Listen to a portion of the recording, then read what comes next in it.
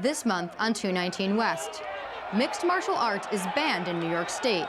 Now, supporters are fighting to make it legal. It's an actual sport now with, strict guidelines and rules, and it's accepted almost everywhere else in the country. A diverse group of Brooklyn teenagers portrays a world long ago and far away. Fiddler on the Roof, the Broadway classic about Jewish life in the 19th century.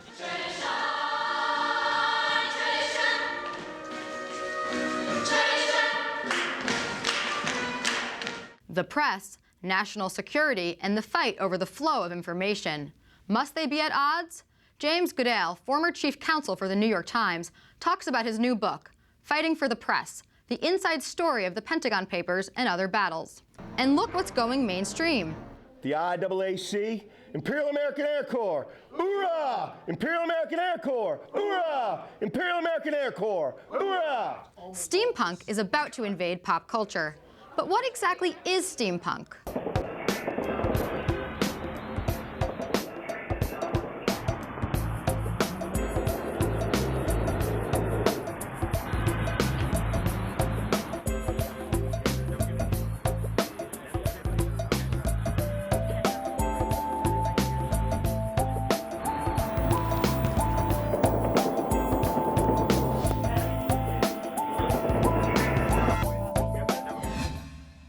Welcome to 219 West. I'm Teresa Fisher. And I'm Natalia Osipova. It's action-packed and it's violent. Mixed martial arts is a combination of boxing, Brazilian Jiu-Jitsu, wrestling, judo, and taekwondo. It was banned in New York State in 1997. Now there is a push to make it legal. 219 West reporter John Sodaro has the story. Diego Lopez has been honing his skills for the past 3 years, preparing himself to enter an octagon cage and square off against an opponent and himself. You train jiu-jitsu, you're gonna get the crap beat out of you every day. Like people bigger, older, smaller, weaker, it doesn't matter. It's just how much they know. So you do that, you become a better person. You really learn who you are. His passion for the sport isn't shared by the state where he trains. New York is one of 2 states that have maintained bans on live mixed martial arts events. 14 state senators in Albany say the sport is overly violent, has improper safety standards, and promotes a negative image. I can't make it illegal other places, but I can try to stop it from becoming legal here. Over the past few years, the mixed martial arts community has taken the fight to the Capitol. Leading the charge is the biggest promotional fight company, the UFC, with the message, this would be a windfall for the state, and some lawmakers agree. An exhibition in Toronto just this last spring sold $11 million in ticket sales in a short period of time, 50,000 tickets sold. Independent study done in Buffalo would have a $5 million effect. Senator Grisanti was one of several senators in favor of approving a new bill that would legalize all MMA events. Early this year, the MMA had a small victory when New York's Attorney General ruled the '97 ban on mixed martial arts doesn't apply to amateur events. Within a month of that ruling, more than 1,500 people packed the Hammerstein Ballroom to watch the first live sanctioned mixed martial arts fights in more than a decade in New York City. Diego Lopez finally had the opportunity to fight in front of his friends and family. Diego Lopez! This is the fun time. All the hard work, the dieting, the running, the sprints, the rounds of sparring, it's all boiled down to this, and now I get to have fun and show off what I've been doing.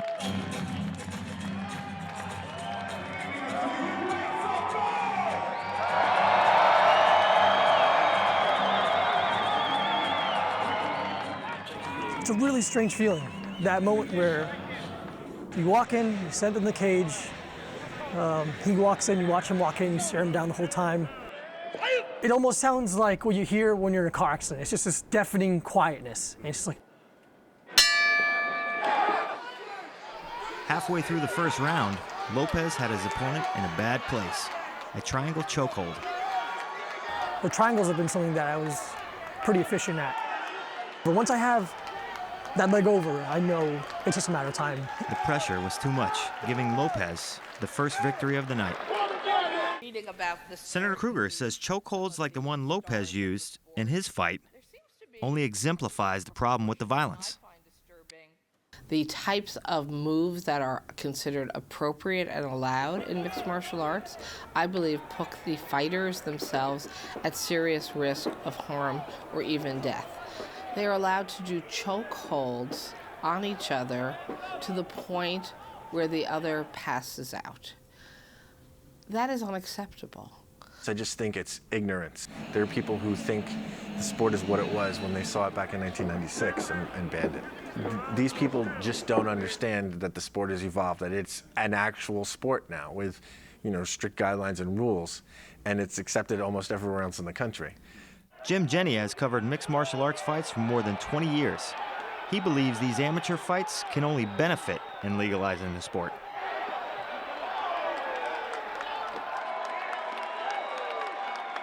It's educational to have these big successful shows happen, right on your doorstep. It's definitely helping the movement, the legalization movement, that all these amateur shows are happening, and they're getting bigger and bigger, and they're getting more and more successful. Legalization would bring standardized rules and regulations to protect fighters in the ring. If passed, the New York State Athletic Commission would have to regulate the sport with specifics on proper fight qualifications and medical treatment. There's a huge drawback in that there's no uniform standard on sanctioning. What if a fighter tried to fight in New Jersey one week and tested positive for hepatitis? But no one in New York's going to know that. There's no uniform body that would get those records to be able to stop that fighter with hepatitis from fighting in New York. Even when you have legalized activities, there's always somebody who's going the illegal route. Lopez found out that fighting in New York, a state with no sanctions, could be detrimental. He registered for a fight in New Jersey a month after his New York City debut, only to be told he was banned from fighting in the Garden State because he participated in a New York fight. Lopez had to spend hundreds of dollars to get professional medical examinations, including a full MRI, before he's allowed to enter a cage in New Jersey. But the lure of big profits, and therefore added tax revenues, are having an effect on lawmakers. A 2008 study by an economic development consulting firm, HR&A, found that a mixed martial arts event in New York City would generate $11.5 million in new net economic activity. For people to use the potential for large amounts of money to be made to put not only the fighters' lives at risk, but a whole generation of young people so that someone else can make a profit, we have to balance that out against other societal concerns. Diego Lopez has one big concern: having his passion and hard work rewarded by fighting on his home turf without any legal repercussions. I sacrificed so much to be half decent at this. I put a lot into this, to see so many people that I love and care bring that right back to me and come out and support this crazy thing that I do that most people, A, don't understand, or B, do not agree with. Last month, the Senate did vote to legalize mixed martial arts here in New York. There's an overwhelming vote of 47 to 14, but now mixed martial arts has to get over its biggest hurdle of all, the State Assembly. The Assembly hasn't brought this to the floor in 4 years, so some still think we're still about a year away from seeing a cage center stage here at Madison Square Garden. For 219 West, I'm John Sidaro. Next up, Fiddler on the Roof comes to Fort Greene.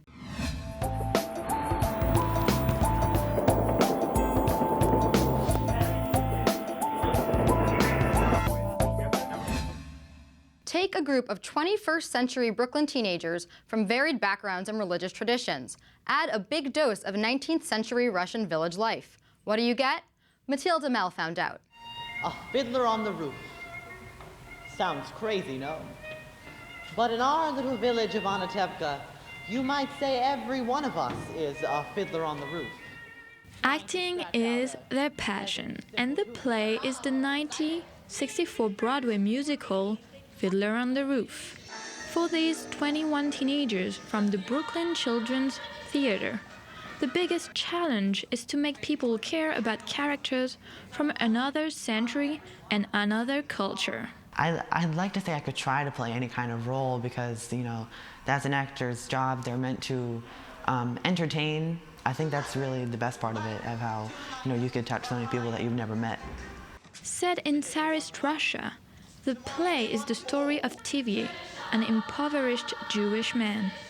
He wants to observe religious tradition and arrange marriages for his 5 daughters. But times are changing, and TV's plans are foiled. Nikki Oyama is TV. Mostly everything thus far has been challenging. Sort of finding a voice for him, because I'm 18 and he's much, much older than I am. And also the physicality of it, because I'm not, a hunched over older man. So it's been hard, to keeping my knees bent and my arms inward. Sitara Bisfim plays Goodall, TV's second eldest daughter, and the part connects her to her own experience. I kind of identify with Fiddler as a whole because it's a Jewish family and I'm Seventh-day Adventist, so we observe the Sabbath as well. Matchmaker, matchmaker, make me a match. Find me a find, catch me a catch. Night after night in the dark I'm alone, so find me a match of my own. Goodall in particular, I identify with her because she's struggling with her family's tradition and her love because she does marry a radical. And with me, I'm struggling because I want to be a performer and traditionally my family doesn't really want that from me. And to get closer to their characters, the teenagers use a technique used by professional actors. It's called the hot seat. Well, it's important that the process doesn't just become about dance steps and notes, right? That they're really thinking about who these people are. So we do a technique which is called a hot seat, which is when one actor sits in a chair and really transforms themselves into their character, and their peers ask them questions. This allows them to develop a story for their character. Sofia Narango is 13 years old. She plays TV's third daughter, Chava. Do you consider yourself to be closer to your mother or your father? You're both like hot with the best, leave me alone. Father. Okay, why? Any reason why you've been closer to your father? It's something to think about. You may not have an answer for it now. I think that's a really strong choice, actually, Sophia, because he's the one who really, disowns you in the end. So. I like the choice of Fiddler on the Roof as a play that we're doing, because usually the plays that we do, they're not serious and they're not, they don't have, a meaning like they do, but they don't have something that's so serious and so, intense. If I were rich, And when these 21st century Brooklyn teenagers are transforming themselves into 19th century Russian peasants, it is a striking contrast. So they're supposed to be hanging out in the bar, and the kids come in, and they're all jamming, they're fist bumping. So I'm like, are we gonna tell them that they don't do that in Russia in 1890? We'll get there, but it's great because that's what they know what a bar is, right? may the Lord protect and defend. Fiddler on the Roof will have 3 performances at the Brooklyn Music School in Fort Greene next month. For 219 West, I am Matilda Mill.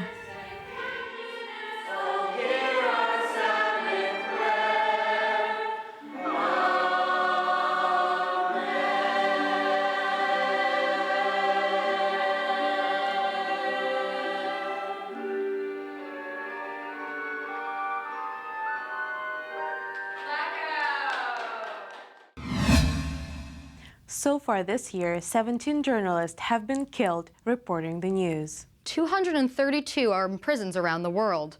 Covering the world can be dangerous business. Currently, more than 20 countries have journalists behind bars. China and Turkey combined imprisoned 81 journalists this year. And here in America, the press isn't always free. Judith Miller was jailed for 85 days in 2005 for protecting the identity of her sources. The former New York Times reporter refused to reveal how she learned the identity of covert CIA operative Valerie Plame. Another New York Times reporter, James Risen, was subpoenaed about information in his book, State of War: The Secret History of the CIA and the Bush Administration. And now, Fox News investigative journalist Jana Winter faces a year in prison for refusing to name a source. And what's been called a case for the ages, the Pentagon Papers. In June 1971, the New York Times published a series of Defense Department documents and other information that was classified top secret. Daniel Ellsberg passed the documents to reporters at the Times. The Times was charged with treason, damaging national security, and violating the Espionage Act. James Goodall defended the Times. Mr. Goodall sat with us to talk about his new book, Fighting for the Press, published by CUNY Journalism Press. Mr. Goodall, welcome to 219 West. Thank you for having me. In the book, you write a lot about the Pentagon Papers case, which was 40 years ago. Why did you decide to publish your book now? The Pentagon Papers case, as some people say, is always green. There's always something new about it. In this particular instance, I decided to do the history of this book for two reasons. One, I wanted to look back and see what the government was complaining about. It was a secret case. You can ask me more about that in a moment. Most people don't know really what it's about. You don't know what it's about. I wanted to tell them what it was really about, the inside story. And then secondly, I wanted to give a clarion call to all journalists that Obama's prosecution of Julian Assange is a danger to the press, and that there are a lot of similarities between such prosecution and Nixon's, call it prosecution, of the New York Times. It really wasn't prosecution, but he wanted to censor the Times. And I wanted the two to line up and make it current for that reason. So we know that the relationship with, between Richard Nixon and the press was poisonous. So how exactly, when can we see Obama's Richard Nixon's moments? Yeah, I think that's a very good point. I agree with you. Nixon's relationship was poisonous. I want to make it clear that Obama's relationship with the press is not poisonous. It's very good. He says the right things about the First Amendment. And therefore, on that level, the two are different. But here's where they are the same. They are the same with respect to their attitude toward what I would call classified press relationship, the relationship between those who have classified information and the press. And I would say they were both, Nixon was and Obama is, they are hawks on the question of that relationship. And President Obama said, quote, "Anyone who leaks classified information is committing espionage." What do you think about that statement? I think that statement is very scary. Because look, leaks are part of American life because so much information is classified every year. Obama, in his first year of office, classified 10 million documents. Some of that stuff's going to leak, okay? And when it's leaked, it's not for purpose of espionage. The difference is this. Let's suppose I've got a classified document and I've got, what I would call anodyne information. I want to talk to you about it. I'm talking to you as a journalist. Now, I'm not committing espionage when I talk to you as a journalist. The way you commit espionage is you take whatever information's in question that's classified and you give it to the enemy. There's a difference. And what disturbs me about Obama's statement, which, by the way, is in the book, and by the way, you won't find it anywhere else, I don't think, is that he doesn't see the difference between me talking to you and me talking to, quotes, the enemy. Do you think that government classifies too much? Yes, I think everyone agrees with that. As I said, the number that I remember for Obama's first year is 10 million documents he's classified. And I'm sure that's gone on every year he's been in office. And so it's just it's sort of a rote reaction, stamp, stamp, stamp, secret, secret, secret. There's just too much classified. What should be the standard for the information to be considered classified? I would say if the information was really important, damages national security in a significant way, then we can ask ourselves with respect to whether the leakee has any liability for it. But generally speaking, I would say the government looks after its own, but once that information is leaked out, it's a different situation. Speaking of the leaks, you mentioned Julian Assange, and in the book you say charging Julian Assange with conspiracy to commit espionage could be more accurately characterized as charging him with a conspiracy to commit journalism. Can you explain? Who is Julian Assange? He's the one who has the website WikiLeaks. Why are we talking about him? Because Private First Class Manning leaked information to that website. Then what happened? Assange shared that information with a variety of newspapers, including the New York Times. And the question you asked me is, basically, is Assange acting as a journalist when he gets the information from Manning? I would say that people in the current digital age, when they have websites and they have an ability to get information from people and put them on that website, are doing today what people used to do before they had websites. They used to go out and ask people for information. They'd write it down on their pad. They don't do that anymore. They go out and get it. They put it on their phone or they put it on their camera. And therefore, what Assange has been doing is what all journalists do today, which they didn't do before. So therefore, if you are trying to get Assange for what he did, and let's remember, he's the leakee, Manning's the leaker, then you're saying, well, if he can't do what he's been doing, well, then no one can do what they've been doing as journalists. And if you say that he's conspired, well, he's all he's done is try to get the story. So therefore, he's being punished for trying to get the story. That's what I mean by that quote. But can we consider WikiLeaks journalism, really? WikiLeaks is, I believe, journalism. Well, let's think about WikiLeaks this way. As I said, Julian Assange got information from Private First Class Manning. What did he do with that information? He gave it to a variety of newspapers, including the New York Times. What did they do with it? They culled it, put it up on their websites, and printed it in their print edition. What did Assange do thereafter? He took the information that was in the New York Times and put it on his website. Now, if the New York Times has been journalistic in doing what it did, it has done only what Assange did. So the two are the same. So therefore, if the New York Times is acting as a journalist and a publishing organization, Assange is too. So we know that journalists weren't really supportive of Julian Assange. Why do you think so? Well, I think that journalists are put off by the volume of the information that was released. It was monumental. And I think that they were looking at Assange through the eyes of what I can call old print journalism.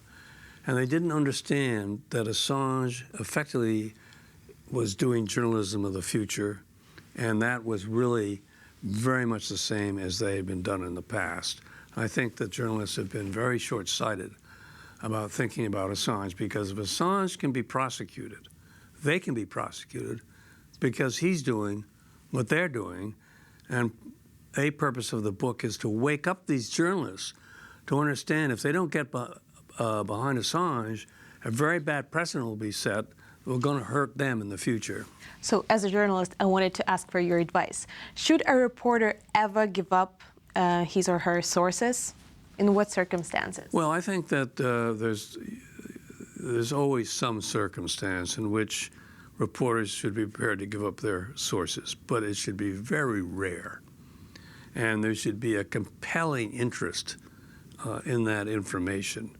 And there should be a weighing, a balancing of the societal interests and the secrecy interests to decide whether it's important to society that information be released. That happens very rarely. The problem with the obtaining of information about journalist sources today is it's done too frequently, and people really don't need that information. And going back to relationship between Obama and the press, how the press has been treating Obama from your perspective? I think the press has treated Obama very well. I think he has a very good press. I think that the problem with my argument that Obama is not good on national defense press information, and the fact that no one's pointed that out, apparently, except me and a few others, is because the press really likes Obama, and they don't want to hear what I've got to say. That's why I'm glad I'm on this show. Thank you so much, Mr. Goodall. Teresa, back to you. There was goth, there was punk, and there was grunge. Fads come and go. Now there's something new. But is it really? Naja Thomas is our guide. What is that thing? You may have seen it in movies like A League of Extraordinary Gentlemen or The Wild Wild West. Or maybe you recognize it from the movie Golden Compass. It enables you to see what others wish to hide. The cogs, brass goggles, mechanical arms, steam-powered equipment, men and women in top hats and corsets.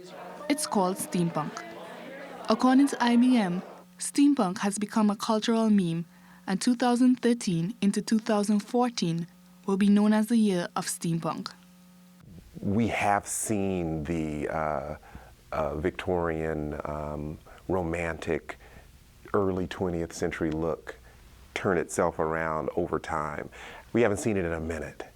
And I think the way that it is being reintroduced through some of the visionaries who may be finding it amused right now is that they are marrying it with futuristic appeal. But it's got some interesting patterns and or detailings that give you total future, total futuristic, total sci-fi. The IAAC, Imperial American Air Corps, hoorah! Imperial American Air Corps, hoorah! Imperial American Air Corps, hoorah! At this year's Gettysburg Steampunk Convention, hundreds of steampunks came out to celebrate, including some experts. I have an education in physics, history, and art. If you put all that together, I'm not qualified for anything else but steampunk. Thomas Williford, steampunk artist and creator of steampunk artifacts, says that steampunk has its roots in science fiction, but with a twist. Regular science fiction usually deals with a speculative future. Steampunk deals with a speculative past. That speculative past takes place in the 19th century Victorian era, but is an imagined history of that time. What if things had been different? What if technologies had been introduced out of sequence to our normal timeline? The forefathers of steampunk include writers like Jules Verne, author of 20,000 Leagues Under the Sea, and H.G. Wells, author of The Time Machine. These authors were in an age when some great technological things were starting to happen. They took those facts and then ran with them with their imagination. Inspired by steampunk's emerging visibility in popular culture, Bruce Boxleitner and Trevor Crafts are producing a steampunk-themed TV series called Lantern City that they hope will air in 2014. Always from within. Steampunk. It is now coming to the mainstream, I think. It's been around for a long, long time, but it's coming out of its sort of cult status and being recognized. Even Justin Bieber is steampunk.